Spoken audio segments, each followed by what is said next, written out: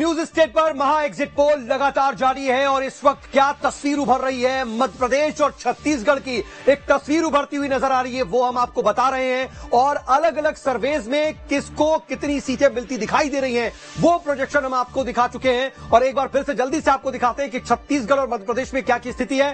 छत्तीसगढ़ की स्थिति सबसे पहले आपको दिखाते हैं कि वहां पर अलग अलग सर्वेज में क्या क्या प्रोजेक्शंस हैं। तो ये अलग अलग सर्वेज किसको कितनी सीटें दे रहे हैं आपके सामने है। एक्सिस आज तक आपको दिख रहा होगा कि बीजेपी को 36 से 46 सीटें दे रही है और 40 से 50 सीटें कांग्रेस को और 1 से 5 अन्य के खाते में जा रही हैं। वहीं रिपब्लिक मार्टाइज का जो सर्वे है वो 34 से 42 सीटें बीजेपी को दे रहा है और 44 से 52 सीटें कांग्रेस को और 0 से 2 सीटें अन्य के खाते में। इन दोनों ही सर्वे में कांग्रेस को एज। वहीं एबीपी सी वोटर 36 से 48 सीटें बीजेपी को दे रहा है और 41 से 53 सीटें कांग्रेस को। जन की बात भी 36 से 45 सीटें बीजेपी को और 42 से 53 सीटें कांग्रेस को और जी 36 से 46 सीटें बीजेपी को और 40 से 50 सीटें कांग्रेस को देती हुई नजर आ रही है। ये सभी सर्वेज कहीं ना कहीं छत्तीसगढ़ में एक क्लियर कट इशारा कर रहे हैं कि कांग्रेस को एज है, कांग्रेस यहां पर आसानी से सरकार बना सकती है।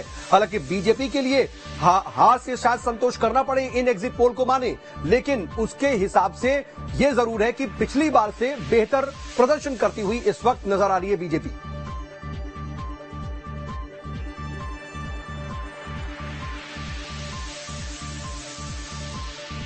तो ये जो प्रोजेक्शंस हैं इसका क्या मतलब जरा समझा जाए, उसको भी समझने की कोशिश करते हैं। हमारे साथ हमारे सहयोगी बने हुए हैं, एक एक करके हम आपको वहां पर भी लेके चलेंगे। सीधा पहले मैं रायपुर चलता हूं, अंकुश मेरे साथ मौजूद है। अंकुश से समझते हैं कि इन प्रोजेक्शंस के मायने क्या हैं। अंकुश, एक तस्वीर उभर रही है और तस्वीर यही जो दावे कांग्रेस की तरफ से किए गए कि हम सरकार बनाएंगे, मोटे तौर पर वही दिख रही है। लेकिन बीजेपी के लिए संतोष की बात यह है कि 2018 से बेहतर प्रदर्शन करती दिख रही है। यही एग्जैक्ट पोल भी रहेंगे माने क्या? देखिए बिल्कुल निश्चित तौर पर जिस तरीके से एग्जिट पोल में ये जो तस्वीर निकलकर सामने आ रही है उसमें स्पष्ट रूप से यही कहा जा सकता है कि कांग्रेस बहुमत में आ रही है, कांग्रेस को बढ़त मिल रही है, लेकिन कांग्रेस कहीं ना कहीं पिछले चुनाव की तुलना में पिछड़ती हुई दिखाई दे रही है। और जिस तरीके से छत्तीसगढ़ कांग्रेस 75 पार का नारा लेकर चली थी, वो 75 पार के नारे को नारा जो है वो कहीं ना कहीं काम नहीं कर पाया। लेकिन दूसरी तरफ बीजेपी के लिए सबसे महत्वपूर्ण बात यह हो गई है कि 15 सीटों से उठकर बीजेपी 40 से 44 तक पहुंचती हुई दिखाई दे रही है। ये स्थिति जो है कहीं ना कहीं अब एग्जिट पोल के माध्यम से देखने को मिल रही है।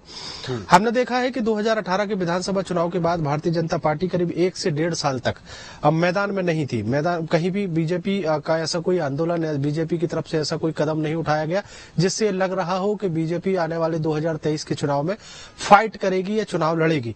लेकिन 2023 के विधानसभा चुनाव के ठीक पहले बीजेपी एकदम से एक्टिव हुई और जिस तरीके से चुनाव लड़ा है बीजेपी ने, वो सबसे महत्वपूर्ण बात रही है माइक्रो मैनेजमेंट। बीजेपी का जो माइक्रो मैनेजमेंट है जिसके लिए बीजेपी जानी जाती है, उसका लाभ कहीं ना कहीं बीजेपी को मिलता हुआ दिखाई दे रहा है। लेकिन एग्जिट पोल में बढ़त कहीं ना कहीं कांग्रेस को है, बहुमत कहीं ना कहीं कांग्रेस को मिलता हुआ दिखाई दे रहा है। लेकिन कुछ एग्जिट पोल या कुछ अलग अलग एग्जिट पोल जो है वो कहीं ना कहीं बीजेपी को 44, 46 या 48 तक ले जाते हुए दिखाई दे रहे हैं। हमारी जब वरिष्ठ पत्रकारों से और जो राजनीति के जानकार हैं और आप जो जनता का मूड समझते हैं, चुनाव की रणनीतियां समझते हैं, उनसे जब हमारी बातचीत हो रही थी तो स्पष्ट रूप से किसको बहुमत मिलेगा ये स्पष्ट कोई कहने को तैयार नहीं था। या यूं कहा जाए कि बीजेपी को बहुमत मिलेगा या कांग्रेस को बहुमत मिलेगा, ये बात स्पष्ट नहीं हो पा रही थी। लेकिन अब एग्जिट पोल में जिस तरीके से कांग्रेस पार्टी को बढ़त मिलती हुई दिखाई दे रही है, उसमें ओवरऑल अगर पूरे प्रदेश के अलग अलग संभागों की या अलग अलग क्षेत्रों की अगर हम बात करें तो 2 सबसे महत्वपूर्ण संभाग है छत्तीसगढ़ में। एक बस्तर संभाग जहां से 12 विधानसभा सीटें आती हैं और दूसरा सरगुजा संभाग जहां से 14 जो विधानसभा सीटें हैं वो आती हैं। बस्तर संभाग सबसे महत्वपूर्ण कहा जाता है कि जो बस्तर संभाग जीत गया वो सत्ता में काबिज होने में सफल हो जाता है। सरगुजा संभाग के लिए भी कुछ इसी तरीके की बातें की जाती है। 2018 में सरगुजा संभाग से 14 की 14 विधानसभा सीटें जो है वो कहीं ना कहीं कांग्रेस को मिली थी और उसका सीधा लाभ ये हुआ था कि कांग्रेस पार्टी 15 सालों तक विपक्ष में रहने के बाद एकदम से 68 सीटों पर बहुमत में आई। वैसे ही कुछ स्थिति बस्तर संभाग में रही। बाकी 64 जो सीटें हैं, जो बस्तर सरगुजा के अलावा जो 64 सीटें हैं, उसमें भी ज्यादातर सीटें जो है वो कहीं ना कहीं कांग्रेस को मिलती हुई दिखाई दी थी। लेकिन अब 3 क्षेत्रों को अलग अलग बांटा जाए तो बस्तर संभाग में 6 से 7 सीटें जो है वो बीजेपी जीतती हुई दिखाई दे रही है, ऐसे आंकड़े या अनुमान लगाया जा रहा है। 6 से 7 मतलब 12 में से 6 से 7 अगर बीजेपी जीत रही है तो स्वाभाविक तौर पर बीजेपी ने बहुत बड़ी वहां पर फाइट की है और बहुत कांटे की टक्कर वहां पर रही है। सरगुजा संभाग की अगर बात करें तो 14 विधानसभा सीटें हैं, यहां से 6 से 7 सीटें बीजेपी जो है वो जीतती हुई दिखाई दे रही है इन आंकड़ों के हिसाब से। तो स्वाभाविक दोनों ही जगह बीजेपी ने बढ़त बनाई है। इन दोनों जगह बस्तर और सरगुजा में अगर बीजेपी ने कांग्रेस को कड़ी टक्कर दी है तो बाकी की बची जो मैदानी इलाके की जो सीटें हैं विधानसभा, उसमें कहीं ना कहीं बीजेपी ने कांग्रेस पार्टी को कड़ी टक्कर दी है और यही कारण है कि बीजेपी आज बराबरी पर आकर खड़ी हो गई। हालांकि सरकार कांग्रेस बना रही है। अब कांग्रेस सरकार बनाने के बाद आप जब नतीजे आएंगे 3 दिसंबर को, उस दौरान और बाकी चीजें स्पष्ट हो जाएंगी कि क्योंकि अगर 2 से 4 सीटों का अंतर रहा तो स्वाभाविक है छत्तीसगढ़ में सरकार चला पाना कांग्रेस के लिए थोड़ा सा मुश्किल होगा, जिस तरीके से हमने पुराने उदाहरण देखे हैं। लेकिन क्या होता है ये 3 दिसंबर को स्पष्ट होगा। और जो वर्तमान में जो परिस्थितियां है, वर्तमान में जो एग्जिट पोल के जो आंकड़े बता रहे हैं उससे कांग्रेस को कहीं ना कहीं बढ़त मिली है, लेकिन 2018 की तुलना में 2023 में बड़ा नुकसान कांग्रेस को देखने को मिल रहा है। लेकिन अंकुश, इन सब में एक बात ये भी है ना कि आखिर इस वक्त जो प्रोजेक्शंस आ रहे हैं, क्या ये कांग्रेस की पेशानी पर बल लाने वाले हैं? क्या कांग्रेस को कहीं ना कहीं चिंतित करने वाले हैं? बीजेपी तो ठीक है, पिछले बार के प्रदर्शन से ऊपर आ रही है और अगर वो सरकार बनाने की स्थिति में नहीं भी है तो अगर उसके आसपास भी होती है तो फिर आगे वो फाइट करेगी। क्या ये जो है अभी प्रोजेक्शंस कांग्रेस में अंदर खाने, इस पर विचार विमर्श होना शुरू हो गया होगा?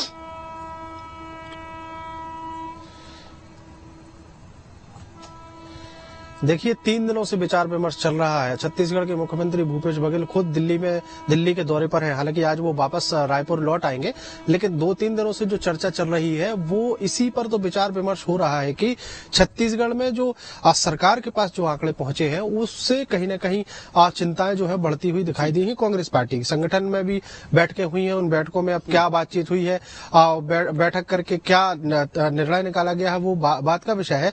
लेकिन जिस तरीके से अब खबरें आ रही हैं छत्तीसगढ़ में कि रिसोर्ट बुक कर लिए गए हैं, चार्टर्ड प्लेन एक बुक किया गया है, तो ये जो जानकारियां निकल के आती हैं ये अपने आप में बताती हैं कि कहीं ना कहीं परेशानी तो है, क्योंकि 75 पार का नारा लेकर आप चल रहे थे, लेकिन अब एग्जिट पोल बता रहे हैं कि आप 50-55 के आसपास रहेंगे या उससे कम। बहुत सारे एग्जिट पोल तो ये भी बताते हैं कि शुरुआत जो है वो 40 से हो रही है और जो 50 तक ही पहुंच पा रही है। मतलब 45 सीटों का बहुमत है। 45 सीटें एक पार्टी को चाहिए। कांग्रेस पार्टी अगर 45 की 45 सीटें भी ले आती है तो भी कहीं ना कहीं परेशानी का विषय रहेगा, क्योंकि बीजेपी जोड़तोड़ में माहिर है, बीजेपी के नेता जोड़तोड़ में माहिर है। और दूसरी महत्वपूर्ण बात यह है कि छत्तीसगढ़ में जो अन्य के खाते में जो सीटें जाएंगी, जो बीएसपी या फिर अन्य राजनीतिक दल के खाते में जो सीटें जाएंगी, वो किसको सपोर्ट करेगा वो